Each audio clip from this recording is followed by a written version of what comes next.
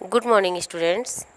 तो आज हम पार्ट 3 में भाषा की बात का 5वां प्रश्न करेंगे। इससे पहले के चारों प्रश्न आपने कर लिए होंगे। तो 5वां प्रश्न हमारा है कि इसमें अपने को समझकर कुछ शब्द बनाने हैं। जैसे नदी शब्द को उल्टा लिखने से दीन होता है। नदी शब्द को यदि हम उल्टे तरीके से लिखते हैं तो दीन होता है। नदी तो आप सब जानते ही हैं, और दीन का अर्थ होता है गरीब। तो दोनों शब्द सार्थक शब्द हैं। ऐसा नहीं है कि जबकि हर शब्द को यदि हम उल्टा करके लिखें तो उसका ज़रूरी नहीं है कि अर्थ निकले ही। हर शब्द का उल्टा करने से अर्थ निकलना ज़रूरी नहीं है, लेकिन हम कुछ शब्द ऐसे देखते हैं जिनको उल्टा लिखने से भी उनका सार्थक शब्द बनता है। जैसे नदी, और नदी को हम उल्टा करेंगे तो बनेगा दीन। दीन का अर्थ होता है गरीब। तो आप भी ऐसे 5 शब्द लिखिए जिसे उल्टा लिखने पर सार्थक शब्द बन जाए। सार्थक शब्द दो तरीके के हैं, सार्थक और निरर्थक। सार्थक शब्द कौन से होते हैं? जिनका कोई अर्थ निकले। और निरर्थक शब्द कौन से होते हैं? जिनका कोई अर्थ नहीं निकले।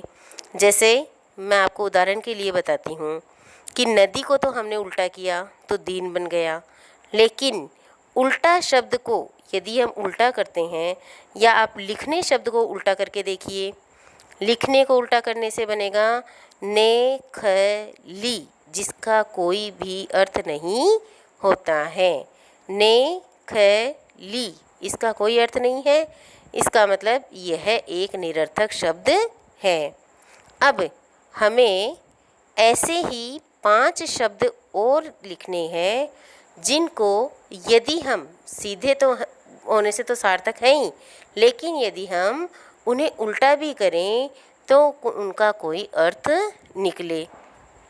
तो देखिए, हम इसका उत्तर लिखते हैं। जैसे हमने शब्द लिखा रात, और रात का हमने उल्टा किया तो बना तार। तो दोनों शब्द के अर्थ निकल रहे हैं। रात का शब्द भी आप समझते हो और तार शब्द का भी आप समझते हो। जैसे बिजली का तार होता है, लोहे का तार होता है, चांदी का तार होता है, इस तरीके से। दूसरा शब्द हम लिखते हैं जाता, मतलब जाने से। और इसका यदि हम उल्टा करते हैं तो इसका शब्द बनता है ताज़ा, मतलब फ्रेश। अब तीसरा शब्द हम लिखेंगे भला। भला का अर्थ भी आप समझते हो, यहाँ भलाई से है, भला इंसान, अच्छा इंसान। और यदि हम इसको उल्टा करके लिखते हैं तो शब्द बनता है लाभ, मतलब जैसे मुनाफा, प्रॉफिट, इस तरीके से। और अगला हम लिखते हैं शब्द राही। राही मतलब, राही शब्द किससे बना है? राह से। और राह का अर्थ क्या होता है? रास्ता। और रास्ते पर चलने वाला कौन होता है? राही। लेकिन जब हम इसी शब्द को उल्टा लिखते हैं तो शब्द बनता है हीरा, जो एक धातु है और जिसे हम आभूषण बनाने के काम में लेते हैं। यह एक बहुमूल्य धातु है। तो दोनों शब्द का अर्थ निकलता है राही, रास्ते पर चलने वाला, पथिक।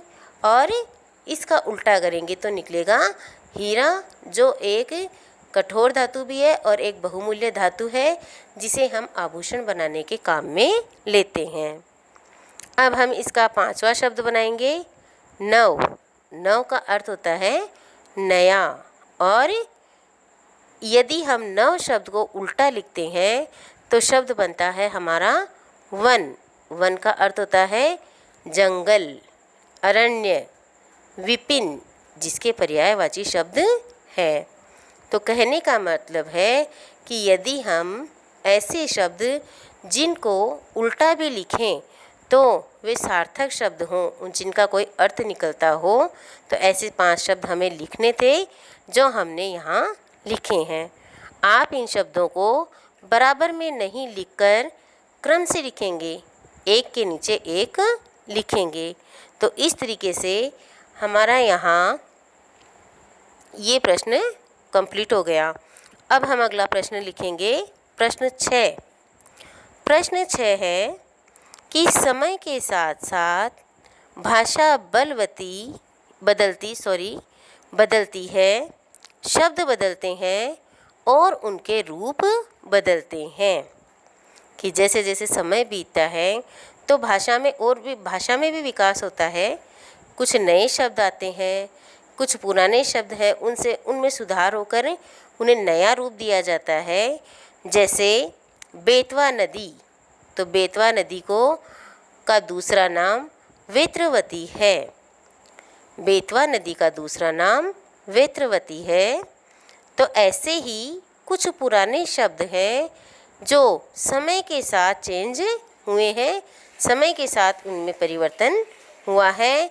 तो नीचे कुछ पुराने और उनके परिवर्तन किए हुए शब्द लिखे हुए हैं। इनमें से छांटकर हमें सही सही क्रम में लिखना है। देखिए बच्चों, यदि आप सबने बुक खरीद ली है तो आप इसमें 7वां पाठ भाषा की बात निकालिए, जिसमें आपको सब कुछ लिखा हुआ मिलेगा। तो देखिए, कुछ इधर बॉक्स में ऐसे शब्द लिखे हुए हैं जो इन पुराने शब्दों का नवीन रूप है, और हमें इसमें से छांटकर इनके सामने जो अब परिवर्तन किए हुए रूप हैं उनको लिखना है। तो इस तरीके से हम जो पुराने नाम हैं उनके सामने अब जो उनका परिवर्तन है वो परिवर्तन करके जो नाम आए हैं उनको लिखेंगे। जैसे पुराना नाम है सतलुज और अब इसका दूसरा नाम है सतद्रुम, और दूसरे नंबर पर आता है झेलम। तो झेलम का नाम है वित्तस्ता। तीसरा नाम है अजमेर। अजमेर का नया नाम है अजय मेरू। इसी तरीके से रोपड़, और रोपड़ का नया नाम है रूपपुर। इसी तरीके से चिनाब, चिनाब का नया नाम है विपाशा, और लास्ट में है बनारस, जिसका नाम है वाराणसी। तो इस तरीके से हमने इन्हें बॉक्स में से छांटकर और सही जो इनके नाम हैं जिनका चेंज हुआ है इनके सामने लिख दिया। एक बार फिर से देखिए, सतलुज का है शत्रुम, झेलम, वितस्ता, अजमेर, अजय मेरू, रोपड़, रूपपुर, चिनाब, विपाशा, बनारस, वाराणसी। ये सब आपको आपकी बुक में भाषा की बात में पेज नंबर 17 पर लिखे हुए मिलेंगे। लेकिन आपको बॉक्स में से जो सही है उसको सामने लिख देना है। तो आपके सामने लिखा हुआ आ ही रहा है, आप इस तरीके से इस प्रश्न को करेंगे। अब हम लिखेंगे प्रश्न 7। उनके ख्याल में शायद ही यह बात आ सके कि बूढ़े हिमालय की गोद में बच्चियां बनकर ये कैसे खेला करती हैं। यह वाक्य इसी पाठ में हिमालय की बेटियां इसी से लिया हुआ है। अब हम आगे समझते हैं कि यहाँ क्या पूछा गया है। उपयुक्त पंक्ति में ही के प्रयोग की ओर ध्यान दीजिए। ये जो लिखा हुआ है ना कि उनके ख्याल में शायद ही यह बात आ सके, ही वाला वाक्य नकारात्मक अर्थ दे रहा है। अर्थात यदि हम इसको ये कहें कि यह उनके ख्याल में शायद ही यह बात आ सके, इसका मतलब यह बात नहीं आई होगी। इसलिए ही वाले वाक्य में कही बात को हम ऐसे भी कह सकते हैं कि उनके ख्याल में शायद यह बात न आ सके। जैसे अपन ऐसे वाक्य अपन यूज़ करते रहते हैं, बोलते रहते हैं कि शायद ही यह काम हुआ होगा, इसका मतलब कि यह काम नहीं हुआ होगा। तो यह ही नकारात्मकपन को दर्शाता है। अब दूसरा पॉइंट है, इसी प्रकार नकारात्मक प्रश्नवाचक वाक्य कई बार नहीं के अर्थ में इस्तेमाल नहीं होते।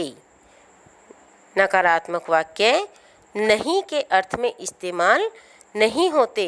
जैसे महात्मा गांधी को कौन नहीं जानता। दोनों प्रकार के वाक्यों के समान आपको 3 उदाहरण लिखने हैं और इसी दृष्टि में उनका विश्लेषण भी करना है। हमें ऐसे वाक्य लिखने हैं जिनमें ही का प्रयोग नकारात्मक के लिए आया हुआ हो और दूसरे में कि महात्मा गांधी को कौन नहीं जानता, अर्थात सभी जानते हैं। वाक्य नकारात्मक है लेकिन इसे नकारात्मक वाक्य नहीं माना जाएगा। तो इसी तरीके से ये दोनों पॉइंट है, इसी के आधार पर हमें दोनों बिंदुओं के आधार पर और वाक्य बनाने हैं। तो हम नीचे उत्तर लगाकर और वाक्य बनाएंगे। तो अब हम इसका उत्तर लगा के लिखेंगे। पहला वाक्य है, बापू को कौन नहीं जानता। बापू का यहाँ पर मतलब महात्मा गांधी से है और यदि हम इसको लिखेंगे तो इसका अर्थ है हर कोई बापू को जानता है। इस वाक्य को हम इस तरीके से भी लिख सकते हैं, इसका विश्लेषण करके इस तरीके से भी कर सकते हैं। तो आप इसको नीचे लिखेंगे। फिर दूसरे नंबर पर आप लिख रहे हैं, उन्हें शायद ही इस घटना की जानकारी हो। और यदि हम इसे विश्लेषण करके लिखते हैं तो उन्हें शायद इस घटना की जानकारी ही नहीं या जानकारी नहीं, ये इसका नकारात्मक वाक्य हो गया। वे बच्चे शायद ही इधर खेलें और दूसरे रूप में इसको लिखेंगे कि वे बच्चे शायद इधर नहीं खेलेंगे। एक और इसका उदाहरण है कि वह शायद ही देख सके, अर्थात वह देख नहीं सकता, वह शायद देख नहीं सके। तो ये 4 वाक्य हमने बनाए हैं। तो इसी तरीके से आप भी इनको अपनी नोटबुक में लिखेंगे सुंदर सुंदर राइटिंग में कि पहला वाक्य है, बापू को कौन नहीं जानता, और इसको दूसरे रूप में लिखेंगे मतलब हर कोई बापू को जानता है। दूसरा है, उन्हें शायद ही इस घटना की जानकारी हो। तो इसको हम इस तरीके से लिख सकते हैं, नकारात्मक ही आ गया ना, तो ये इसकी नकारात्मकता को दर्शा रहा है कि उन्हें शायद इस घटना की जानकारी ही नहीं। तीसरा है, वे बच्चे शायद ही इधर खेलें, मतलब वे बच्चे शायद इधर नहीं खेलेंगे। और फिर है, वह शायद ही देख सके या वह शायद नहीं देख सके। यहाँ पर ही इसके नकारात्मक वाक्य अर्थ दे रहा है। तो इस तरीके से ये लेसन अपना यहाँ पर पूरा कंप्लीट होता है और आपने भी अपनी नोटबुक में इसको कर लिया होगा, फिर नोटबुक में इसको कर लिया होगा। जल्दी से जल्दी आप बुक्स लो ताकि आप बहुत ही अच्छे तरीके से पढ़ाई कर सको, उसे खुद से भी आप आगे से आगे पढ़ो। आपको ये ध्यान रहे कि आगे का लेसन, आगे का वीडियो हम कौन से लेसन का देखेंगे उसे आप पहले से पढ़कर रखो ताकि आपके समझने में आसानी रहे। तो इस तरीके से हमारे 3 लेसन यहाँ पर कंप्लीट हो चुके हैं।